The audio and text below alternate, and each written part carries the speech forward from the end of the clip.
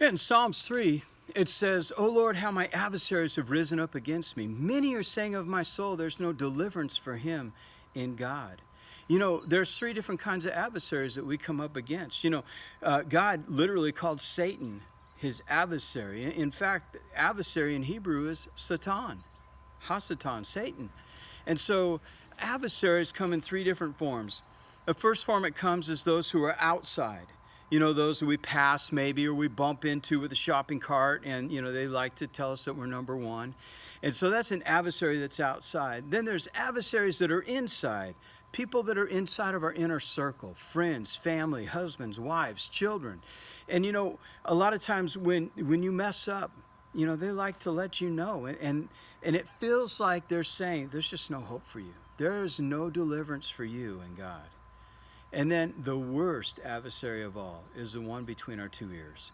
A lot of times we speak about ourselves worse than we would allow anyone even to speak about our enemies. And we beat up on ourselves as an adversary. And we say, there's no hope for you. You're just too messed up. You're beyond any kind of hope. But let me go back to that scripture in Psalms 3. It says, "O Lord, how my adversaries have risen up against me. Many are saying of my soul, there is no deliverance for him, no salvation for him in God." Literally, they're coming from a judgment in place of God, saying that there's no salvation for you because you're too screwed up. But what's interesting is the word God that they use in that verse right there is Elohim. The Father actually said we should have no other Elohim above him. It's just a word for God, Elohim. The intimate word for God is Yahovah. And we'll see that later on in this verse as we go through this in the next couple weeks.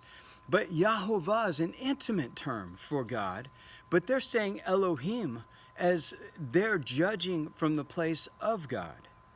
And so I just want to encourage you that when adversaries rise up against you, don't listen to them. They're speaking for a God, not for the God. Hey, I want to encourage you to like Eagle Rock Ministries, and we want to see you powerful and free.